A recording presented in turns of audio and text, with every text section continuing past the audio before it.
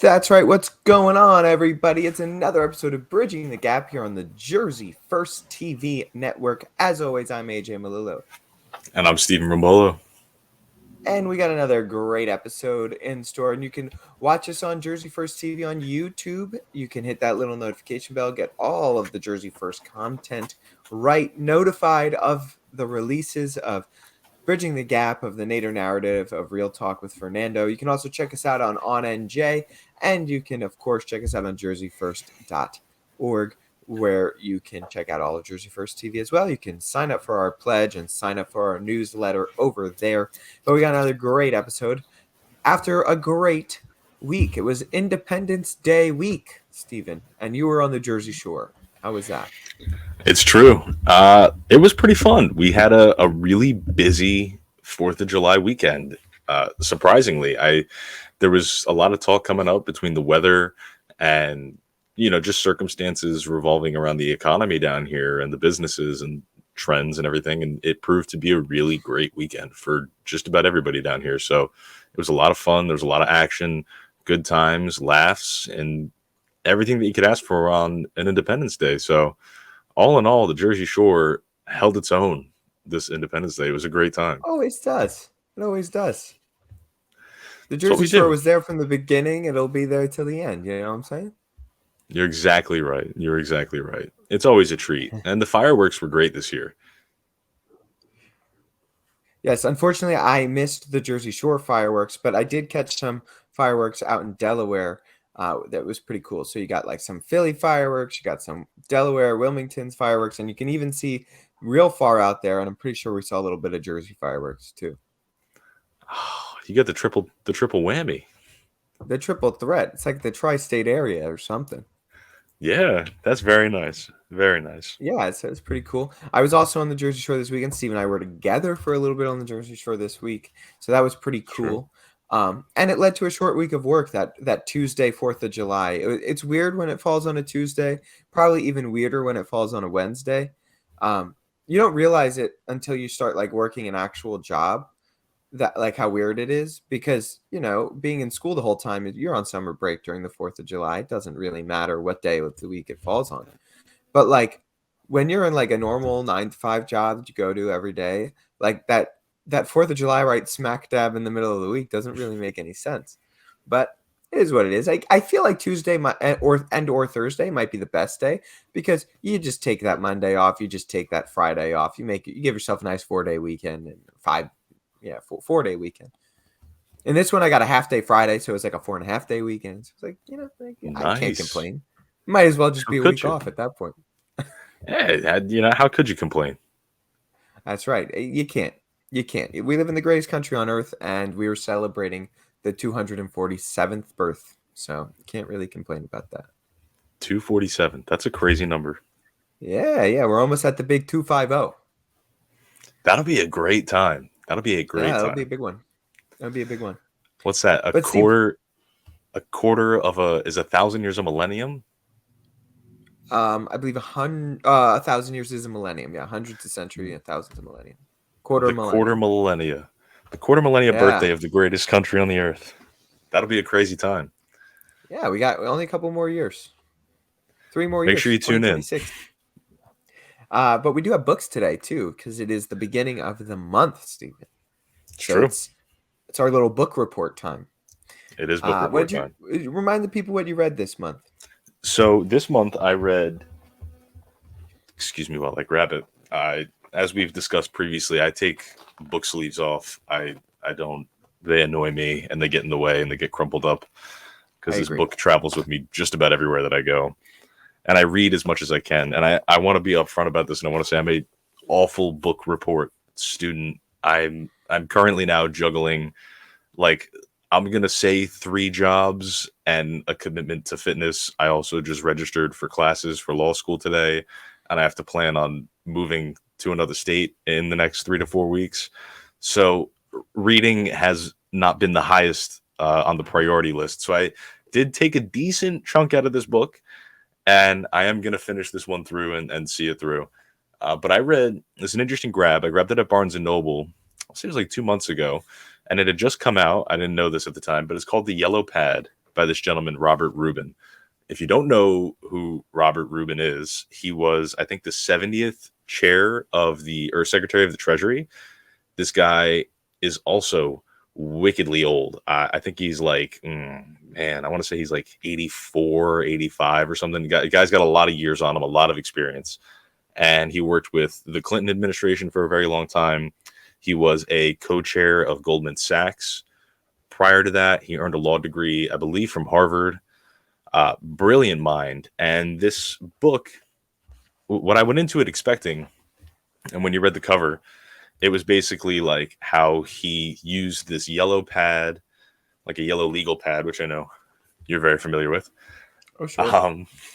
How he used this pad to navigate all of these incredibly tough decisions and tough moments throughout his life in all of the positions that he fulfilled in his experiences as a lawyer, working, at Goldman Sachs, in the Treasury Department. He does work with the Council of Foreign Relations. Now, later in life, speaks a lot in, public forums about his experiences. So I was expecting this to be some sort of look into the mind and the process of this really interesting gentleman who held a lot of really important and powerful positions, especially with regard to economics. And it was exactly what I got. And it is a remarkable story that this man tells, and the evidence that he uses to build some legitimacy to the methods that he describes for problem solving and decision making are incredible. He talks about conversations in the early 80s with, Tom Steyer, who is a former presidential candidate, like a lot of interesting people and a lot of crazy stories about some really heavy hitters that this guy, whose name you've probably never heard of before, whose position you probably never thought of before, has had, that have made for a really interesting life. I think what I enjoy most about this book, what I've read of it, is that he takes an awful lot of attention. He pays a lot of awful attention to explaining why what he does works for him, how it might work for somebody else, but he is so persistent in the fact that this is not a 100% fix-all method. And this book really preaches something that I know is near and dear to our hearts, which is you can make the best decisions by having more voices in a room. And he talks a lot about President Clinton and the time that he spent with Bill Clinton in the Oval Office and making these decisions about economic policies. And we know that the Clinton economic era was one of the best in the history of the country. He left office with a surplus instead of a national debt, which is, I think, a tremendous fact about Bill Clinton. One of my favorite things about his presidency was the economic success. So to get insight from the guy who was sitting in the room making these decisions, helping make these decisions, and the policies and all of these things is brilliant. And I have a little bit here. He goes through, and all the chapters he discusses certain things, certain concepts, like how you react to a situation versus responding to a situation, what the difference is, how to navigate the difference. He talks about identifying risk as range, embracing human complexity, which is the chapter where he talks a lot about the concept of having different voices in the room and exposing yourself to people whose opinions you might disagree with and affording them the same time and attention that you would somebody whose opinions you do agree with. So I want to read just a little tiny piece here, and I think it's really interesting. And it was a something I never thought about this way before, and I'd say it was probably the moment in the book that hit me the most as I assessed my future moving forward. I know I had just mentioned that I registered for law school, so I'm kind of sitting in this weird place where I got to make a lot of big decisions about some big things happening in my life. And he talks about this concept of risk as a range. So he says, quote, "Internalizing risk as a range and analyzing risks and rewards with rigor and discipline maximizes the odds that you'll make sound choices and do well over time. What is true in personal investment is equally true for organizations and countries. Internalizing risk as a range is crucial not just for individuals, but for companies and policymakers as well." So it kind of reads like a textbook, but he spends a majority of this chapter, which is a pretty lengthy chapter, I'll add, about how to explore the risk of ranges and when it's appropriate to take high risk for high reward, low risk for low reward. And he has incredible anecdotes about decisions that he made as a Secretary of the Treasury and when he was working in risk arbitrage at Goldman Sachs and identifying I learned a lot. It's almost like a business book, but you learn how to identify risks and expanding your view on risk. And that's the importance of having conversations with other people who have different perspectives that can open your eyes to the real range of risk to whatever decision is in front of you. And then navigating that space. And he has this really cool little process that he illustrates on a yellow pad where he, draws his little brackets and he has, the medians and the tails, and it's statistical in a way. But I think it's a brilliant way to quantify a really complex process that anybody can use in just about any facet of life. He talks about investing, money, policymaking, but I think even decisions about life, and this is the point of the book, can be made, and you can make really good decisions about life and moving forward and progress and, getting the things that you desire by being more calculated, by understanding that risk is not just if X happens, Y happens. It's like if X happens, Y to Z could happen. Where do you want to land in Y to Z? And who is going to show you what Z is? You might have been looking at X to Y and never knew that Z existed. That's why you need to have other people in the room when you're making these decisions. So I just thought it was a really interesting book, sort of autobiographical, because you learn about this guy's life, an incredible life that he's lived. And bless him, 84 years old, still writing New York Times best-selling books about his remarkable experiences in both private practice and government practice. Dude is a true giver, a true server of the public. And I think that there's a lot in this book that just about anybody could pick up and learn something, whether it's about economics, whether it's about policymaking, whether it's about foreign relations, or the simple concepts that can make making decisions in your life a lot easier.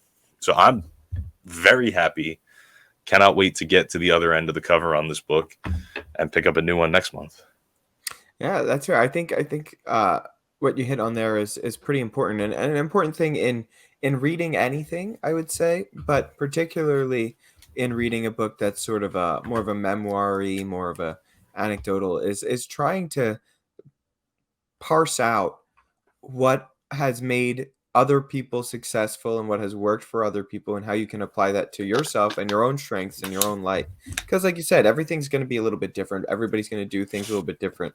And that's why there's 1.5 million self-help books, because everybody gets helped in a little bit of different ways. But picking out what works the best and the common denominators of what works for a lot of people, and then trying to apply that to your own life, I think is the best strategy. So when you're reading a book like that one, where it talks a lot about, how an individual was able to be successful and make good decisions, I think there's a lot to grasp for anyone, like you said. And I think it's really interesting, especially, it's like a complex way of making a pros and cons charts in a way, what you were describing. Yeah, and he kind of makes that equivalency in there, and I think it's one of the first. Maybe it's in the preface of the book. He's like, a pro and a con, a Venn diagram, like they all achieve the same thing. He's like, I just do it on my yellow pad. Right. I think it's cool that there's this thread about the yellow pad and how, you look at pictures of this guy, and for some reason he does always have a yellow pad with him, which makes me believe that this is a genuine thing that he's put a lot of thought, effort, and intention into. And now it's out here for the public to pick up and read. And sure. Aside from all those things, I think that anybody who is even slightly interested in, I'll say, contemporary presidential history, this guy has sat in some incredible rooms and spoken to some incredible people.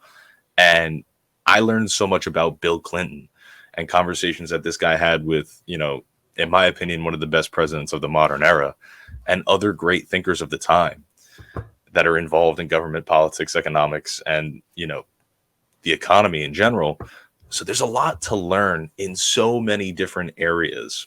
It's a brilliant read. It's very enthralling, and it's a pretty easy read. The guy has great writing skills. It makes sense to me why he's had the positions he's had. He's a great communicator, and I'm a big fan of this gentleman. I wish I knew about him earlier so I could have been excited to catch this one. He has another New York Times bestseller. So this guy knows what he's doing. Maybe that's a later book on the reading list, Steve. I like that. But yeah, no, that's awesome. It sounds like a great read, and it's something I'll have to pick up. Like we talked about this at the beginning of the month, last month, that I'm starting my career of writing on the yellow pads myself consistently. So sounds like I need some strategies. So maybe I'll have to pick it up, give it a read. I'll give it to you next time you're around. Beautiful, beautiful. So for this month, I read a book by Malcolm Gladwell. So Malcolm Gladwell is a journalist, an English-born Canadian journalist to be exact, and he wrote a bunch of my favorite books. He wrote a book called Blink, Outliers, The Tipping Point, David and Goliath, which are all really good books. Blink is about subconscious thought and how that leads to decision making. Outliers is about what makes people successful. David and Goliath is about underdog stories. The Tipping Point is how like small things can make big differences going forward. And the book that I read for this one month was Talking to Strangers. So this book is about why, kind of like what goes wrong in interactions that we have with people we don't know, and like why people are sort of bad at reading strangers. And it is a really, really interesting book. And he wrote this book on the heels of a lot of the tension and issue between police officers and the public in general, particularly in minority communities, and sort of why that there's this sort of disconnect on how police officers read situations and why that might be going on. But he does it in a really interesting way. He tells many basically he does it anecdotally, because he's a journalist, so he tells it in like short stories, but basically like short investigative journalist pieces, so to speak. So basically what he comes down to is that there's kind of three big things that you learn about dealing with strangers, that he learned at least. And that's, the first thing is that we all have a problem with defaulting to truth. Typically the human animal defaults to truth when they are dealing with strangers. We just kind of tend to believe what other people tell us for the most part, and this is obviously a generalization. So he talks about how the US spies in the 60s and 50s and 60s in the Soviet Union and in Cuba, we thought we had all of these people working with us, working within the Cuban government. He talks most about Cuba, but also in Eastern Europe, particularly East Germany.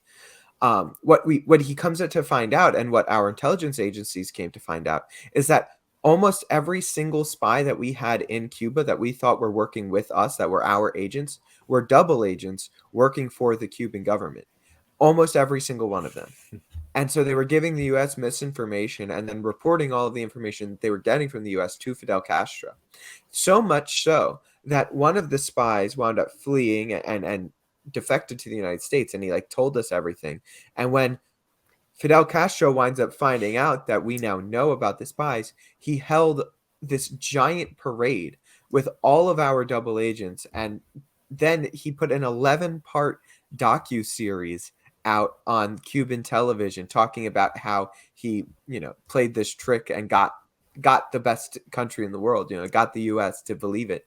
And like with actual recordings of like our spies in conversation with their spies, and released it all to the public of Cuba. And we found out the same thing was going on in Eastern Europe with the Soviets, that practically all of them were able to be double spies, and we didn't catch it, and we weren't able to catch it. Even the people that were most highly trained to vet these people and figure out who's working with us and who's working against us were not able to figure this out. So basically he talks about how it's because we default to truth. We just tend to believe. We try and err on the side of, yeah, okay, maybe there's these little inconsistencies, but they're probably telling me the truth. There's no way that it's as bad as we think it is. There's no way that it can unravel this much, type of deal.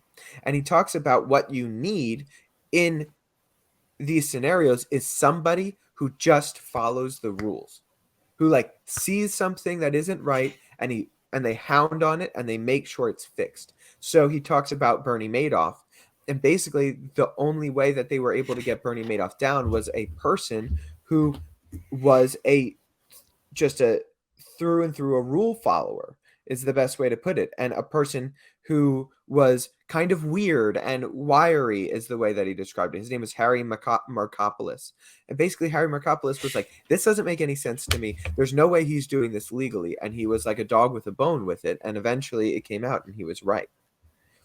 And then they talk about a case study with the former coach from Penn State who was found to have been sexually assaulting a lot of young boys, Jerry Sandusky, and basically how it went on for so long because people just couldn't believe this to be true. He also talks about the doctor for the women's gymnastics team for Michigan State, and it was the same deal. I'm trying to just find Nassar, the Larry Nassar Nassar. case. Larry Nassar, right? So basically, how we default to truth with these people because they are these massive figures, and it just can't be that all this happened. Even the victims in those cases don't believe that something is wrong because how can it be? Like, this is Jerry Sandusky, this is Larry Nassar. These are big names. These are big people, important people. There's no way they're doing something that wrong. So then he goes to the next fallacy and issue that we deal with, which he calls the friends fallacy or transparency, which basically he describes like if you're watching an episode of Friends and you watch the facial structures of the actors because they do a very good job, they are exactly mapped out what you would expect somebody to look like with that emotion. So when someone is excited, their face matches what we would think as that's an excited person. When they're angry, when they're sad, when they're happy, so on and so forth. To the point where you can watch an episode of Friends without any audio and you can tell the emotions that each of the characters is feeling in that scene without having to listen to it because it's mapped out on their face. And there were social experiments that were done, and particularly in Western countries, people are really good at mapping out what people feel depending on looking at their emotions. Well, at least we think we are. But then they tried to recreate this thinking, well, is this a cultural thing or is this like a human innate ability? And they brought the same concepts to sort of indigenous tribes and tribes that are not in contact with large amounts of people. And they scored pretty awful on these same things. Like, what we might think of as somebody who's excited, they think it's somebody who's sad or scared, right? So it's like a little bit different in their cultures and societies. But what we're really bad at is that some people don't match their faces with the emotions that they actually want or what like is actually trying to be conveyed.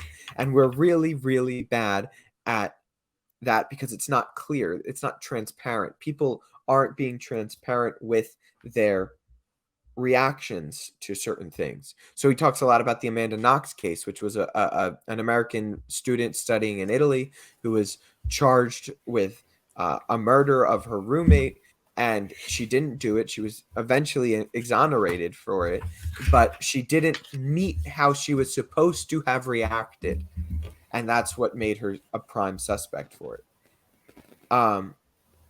So then the last thing he talks about is coupling, and this is this idea of how our environments and what is going on around us really shapes our actions and our emotions. So he talks about how in England in the 60s there was a lot of the 60s there was a lot of like gas stoves that were put into place throughout this time. And if you look at the numbers, the amount of suicides in England were skyrocketing because it was easier for people to kill themselves through carbon monoxide poisoning. And then as soon as they shifted away from the gas that they were using for these stoves, making it harder to do so, the suicide numbers plummeted. And his argument is like a lot of people are like, well, if people that are going to kill themselves are going to find a way to kill themselves no matter what. But that's just not what the statistics bear out. It was a similar concept with people jumping off of the Golden Gate Bridge, which was an issue. And if they put up safety rails, people stopped jumping off the bridge at the same rates. And so then he eventually got to talking about gun violence and all of that. Now, most suicides are by guns. So his argument is, based off of how the statistics show, the less guns, the less suicides, because we don't respond well to understanding that what somebody's feeling and ease of access of some other way of feeling, we're going to jump on that opportunity. So all of this to say, he talks about, like, to get to this larger point of policing and how in major high crime areas, it requires police to be more proactive in those areas to get the numbers down. And he talks about Kansas City and some police experiments that were going on throughout the time. And he said, you can see clearly that these police tactics work, but since we have and it works for police officers who are tending to try and follow the rules, and they don't default to truth. They don't believe the person that's walking up in the street. They try and read the people, and they try and get, say, guns off of the street to lower violent crime. So he said this works really well if you are doing this type of policing in really small areas, in really high crime areas. So like one block of a city that the most amount of crime is on, because if you look at it, that's where most of the crime happens. So if you can stop the crime there, you're going to see massive decreases of crime everywhere. Where the issues come in is when you use that same style of policing in lower crime areas, where there's less of a likelihood for these people to be lying and having these weapons on them or something, or whatever illicit materials on them. But we're still using the same proactive policing, which will lead to people not reading the situation correctly. Somebody being just upset that they're getting pulled over, as opposed to threatening or being threatened because they're doing something illicit. So it's a really, really interesting read. And I think that Malcolm Gladwell is a great author. And I highly suggest it because it talks a lot about, and it can teach you a lot about, like, the issues that you have in picking up social cues with strangers, people that you've never met, and the issues that we as human beings have in these scenarios, and kind of why certain things escalate in ways that they maybe shouldn't, and why people aren't believed maybe when they should be. You're muted, Steve. Thank you. I have to say, this sounds remarkable. So we all know, fancy a good book about the social sciences. I think so. Having known, wow, I just had a moment there. Having known none of all of that, what you had just said there, when you started talking about the three prongs of this theory, I was like, how in the world is he going to connect this to policing? And then the light bulb went on just as the words started to come out of your mouth. And I was like, oh, I get it now. And I think that is such a brilliant way to address an issue as big and pervasive as, policing and police reform, and how to engage, how these people engage with the public, and so on and so forth. So I'm kind of blown away right now.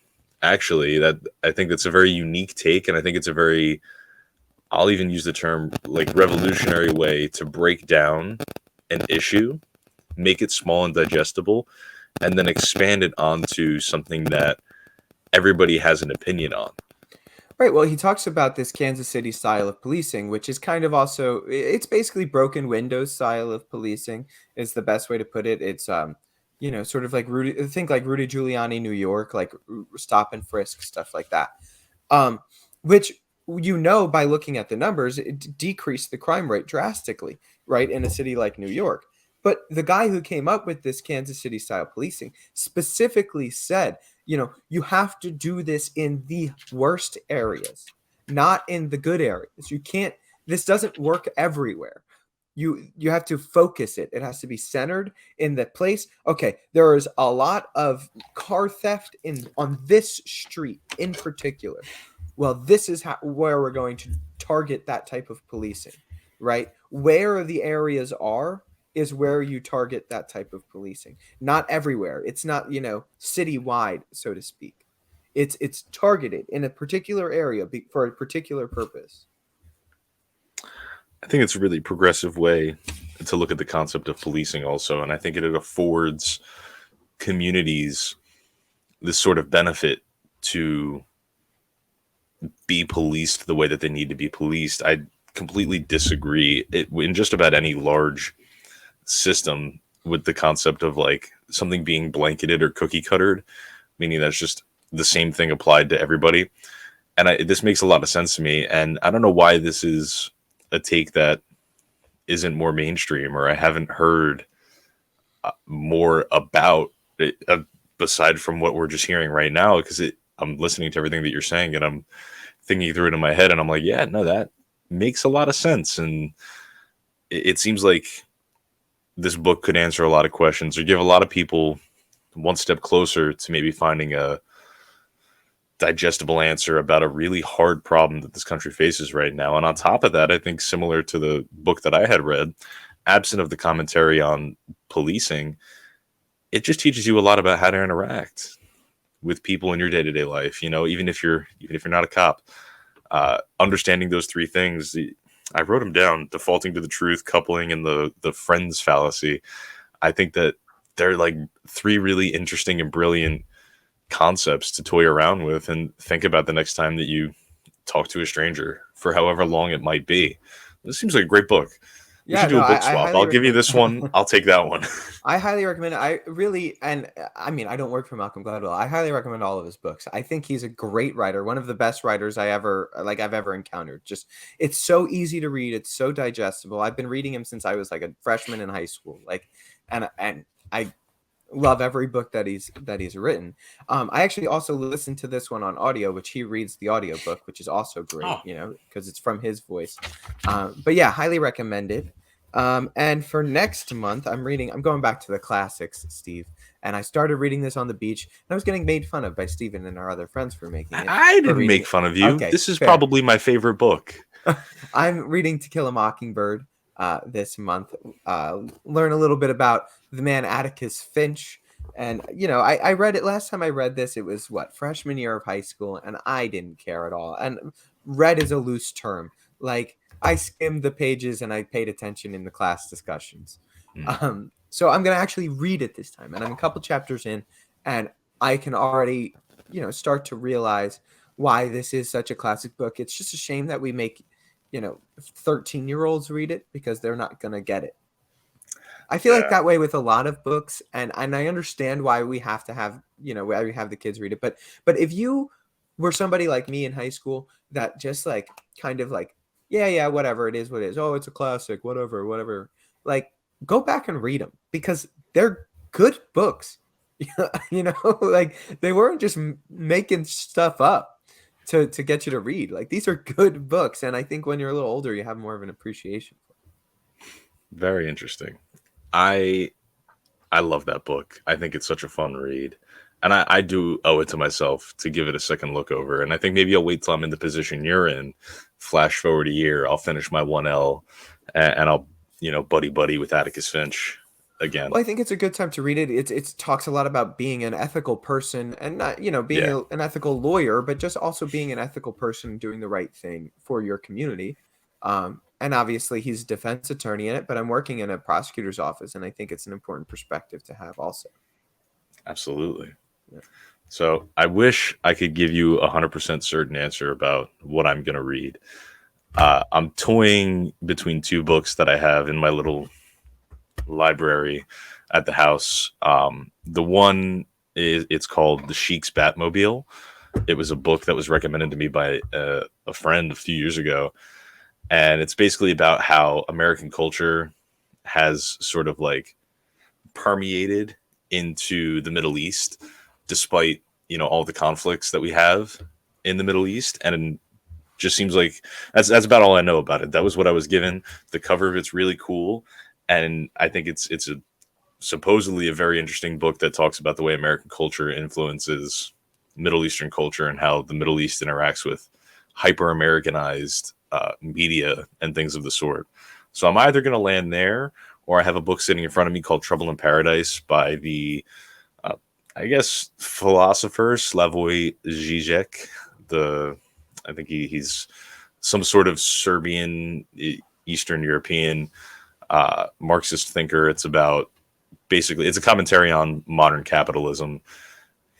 I think the tagline on it is the end of the world to the end of capitalism, and he explores whatever philosophical space he defines that as. So I want to go something a little more lofty for the next read around, and they're both much shorter than this gargantuan that I'm attempted to tackle this time. So hopefully I can get through this book.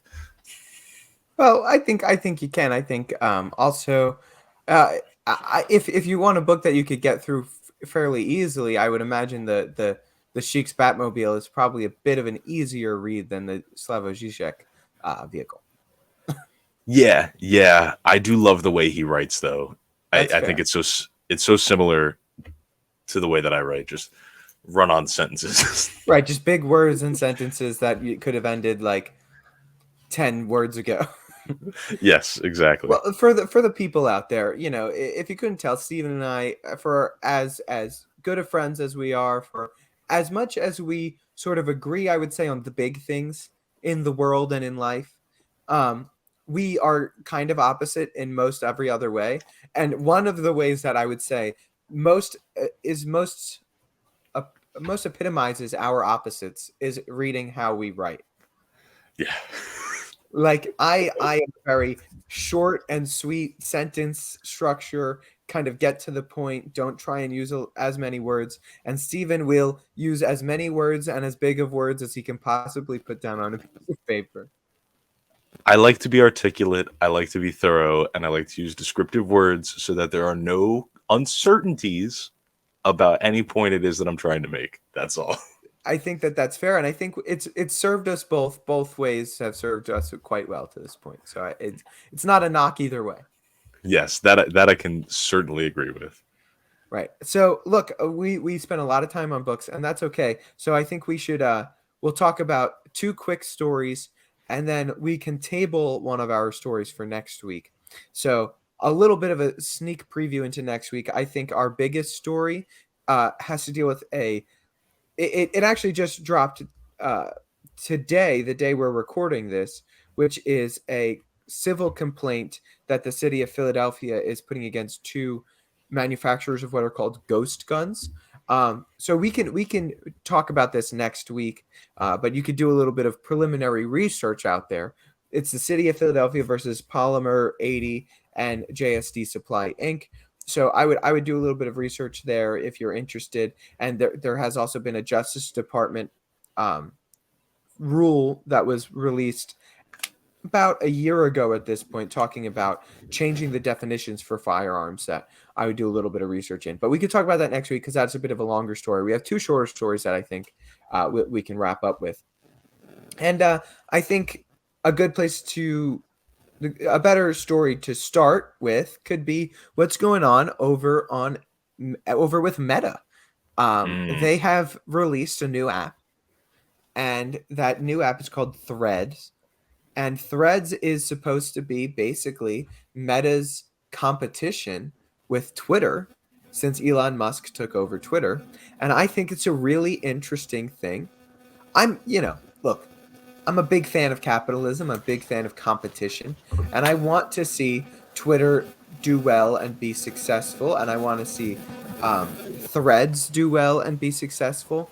So I think this is a very interesting point in social media because it's these 2 giants going at each other.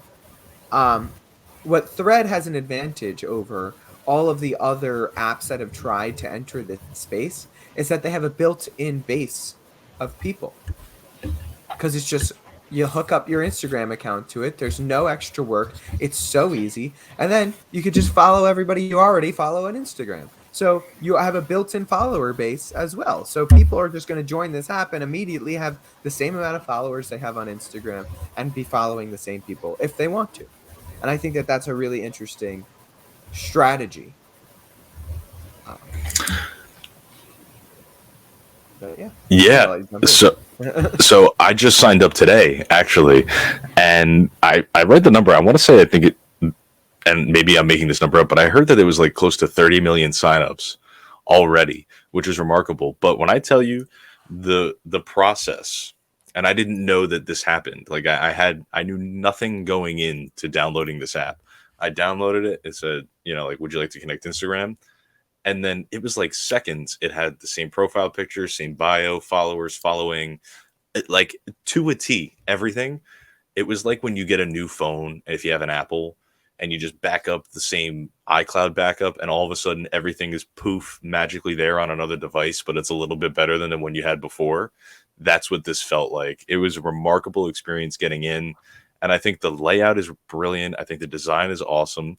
And I think it's an interesting step, like you said, in the social media space where Twitter for a few years now has kind of been this source of controversy. It's a very tumultuous company that causes a lot of headlines and big stirs. And not to mention, I'm kind of treating the entrance of Threads into the social media marketplace sort of like the undercard on an actual UFC card, because I am really hoping that Elon Musk and Mark Zuckerberg do have some sort of a boxing match. Apparently that's like a very legitimate possibility. And I think that if these guys duke it out on the internet first, maybe Threads comes out on top, but Elon Musk gets in the cage with Zuck and some crazy stuff goes down. Half of that's a joke. I do think that there's a serious possibility that might do this. It's a very interesting thing to see two very brilliant, very high level, internet creators, in the sense of like they're creating spaces and platforms for people to be in this competition. I think it's the most serious competition that we've seen Twitter have in a very long time. And I'm interested to see how it goes. Now, I'll throw this at you before we jump into the next for one. Twitter. I will say, I think it bodes. Before you do that, I think that competition bodes well for Twitter, because I think it forces Elon Musk to fix a lot of the things that he thought would make Twitter better that have made people not like Twitter. I would agree with that entirely, 100%. Yeah. So, have you heard? This is, again, this app launched yesterday. We're recording this on the 6th. This came out on the 5th. There's already talk about a lawsuit from Twitter to Threads. Have you heard about this? I have not heard about it, but it is very close to Twitter, like just kind of user interfacey and in general. So I'll add to this then. I'm pulling this up. This is on Forbes, and this is a big story right now. But they're essentially alleging that the people that Mark Zuckerberg hired to develop this application were all these former Twitter employees who had access to what they're calling the trade secrets of Twitter, and they implemented it into the Threads, system, software, startup, whatever it might be. And I mean, from what I've read very briefly today, it seems like there's a pretty legitimate case that these people probably had access to a lot of this proprietary information. And when you look at the two apps next to each other, it is really apparent that there are some very obvious similarities that are a bit too uncanny to ignore. But like I said, this is very fresh. We're talking hours off of the press, so there's not much information. I find it difficult.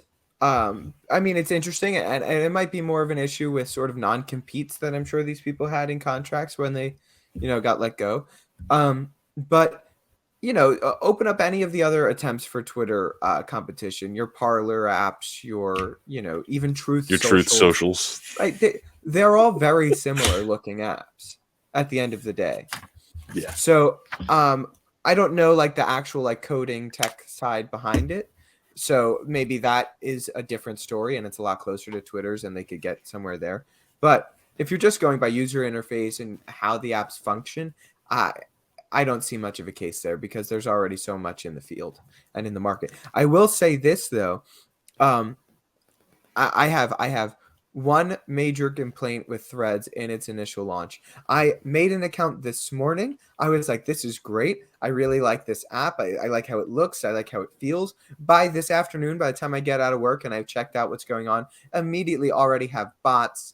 I already have, influencer peddling.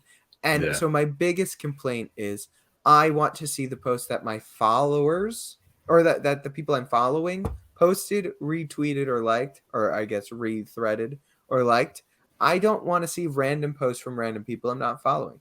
I don't want to see that. If I wanted to see their posts, I'd follow them. Yes. So I think that's my biggest complaint. Is like I don't want to see what these random famous people are threading. Well, so I think that this is something that I also have the same problem with on Twitter. And I know you said you don't use Twitter that often. I'm a big Twitter user. I just like to scroll and read and see what's happening. But if you open the Twitter application on the top, it used to never be this way. This is an Elon Musk, Right. Thing. There's the following and the for you. Yes, I did not realize that I spend a majority of my time on Twitter on the for you until I really took a look at it. And I was like, I don't follow half these people. I don't know half these names. And I'm missing out, like you said, on the takes and, the funny commentary and videos and likes and retweets of the people that I choose to follow, Right. which is whose content I want to see because I chose to follow them. So Yeah, I would argue. That's my biggest issue with both apps. It's like I don't care what other people are saying. I want to see what the people I'm following are saying. And if there's a way to fix that, please do it because that would make my user experience much better. And this might be selfish. And quite frankly, I don't really care because I feel like most people agree with me. I think that you are completely correct, and nor should you care. This is a very valid point that you're bringing up, and I think Elon Musk and Mark Zuckerberg both need to hear you out and get working on this. 100%. That's fair. We got well, thank you, Steven. And Zuck, Musk, we know you're listening, so just fix the problem, all right? Yeah. We know you're there. You have our numbers. Yeah, I wish. I mean, if I could text them, I'd give them a lot. They definitely do. They definitely do. Our data is theirs. That's a great point, Steve. But we got one more story to wrap up with, Steve. So let's give it to the people. Yeah. This is regional news, big regional news. If you guys are not familiar, there's been this commission. I believe it's called the Gateway Development Commission. Exactly. Which has been in the works for a few years now. It's comprised of a representative from New Jersey, a representative from New York, and then I think there's another third party in there, maybe a federal government official.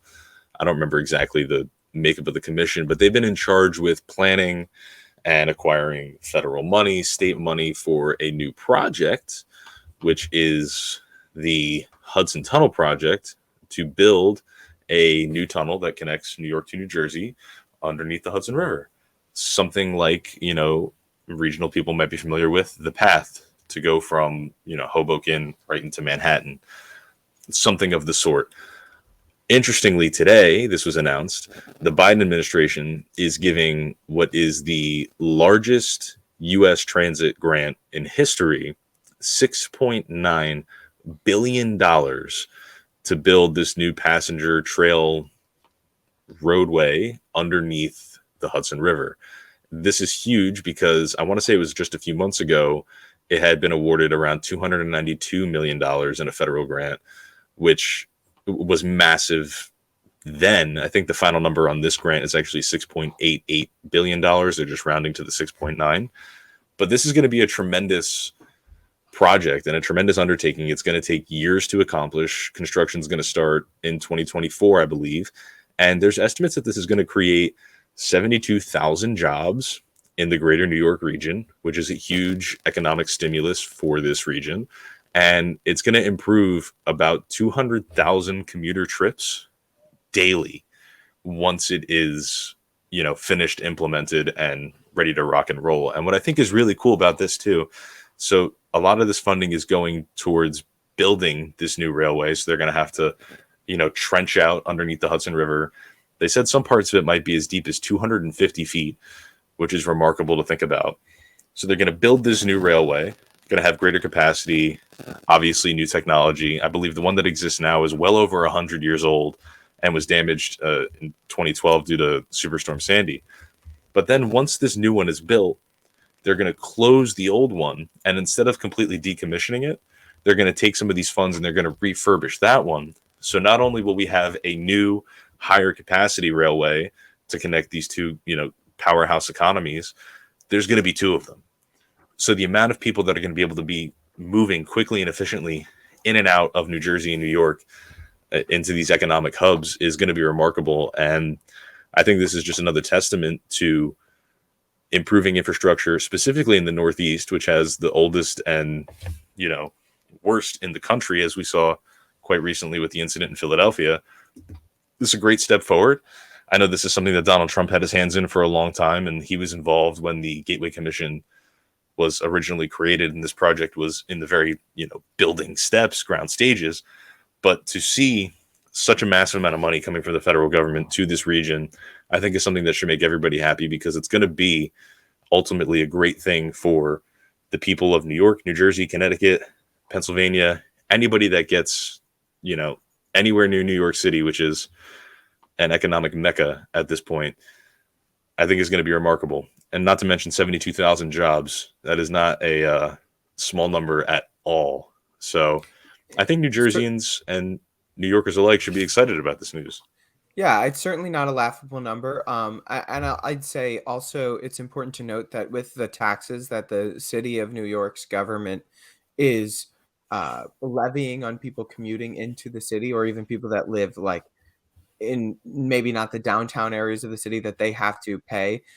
This is going to be a great alleviation on that sense, but it might help. It might hurt New York City's revenue base, because hopefully people don't have to pay $45 to get over the George Washington Bridge and then pay whatever other commuter taxes that they have. But it'll be a great boon to the people of New Jersey, and it'll make it easier for them to get into work. So that's nice, and I'm all for the people of New Jersey. So that's great. That's a great thing. And then there has to be one person to say. They say it's going to start in 2024. Who knows how long it's going to take? This is a government job, so we might not see the fruits of this until 2045, right? And until then, it's just going to be more of hell traffic-wise to get into the city, because it's going to be closing down roads, I'm sure, and it's going to be causing new traffic patterns. But hopefully they could get it done quick. They got the road done quick over on 95, so hopefully this is a project that can be done with some urgency. Because it's important, like you said. And I remember when we were at Montclair State, this is a big thing that every single person that was running in that region talked about the Gateway Project. And it was a big deal, and they won. And the question was, how are you going to get this money to our, district? And Mikey Sherrill, who's the congresswoman up in that district now, clearly came through, and she helped get the money to the district, which is good. A lot of good work happening in the Northeast right now. Yeah, so that Northeast corridor should be bumping in hopefully sooner than 30 years. But you never know. I was going to say, you never know. Not 2045.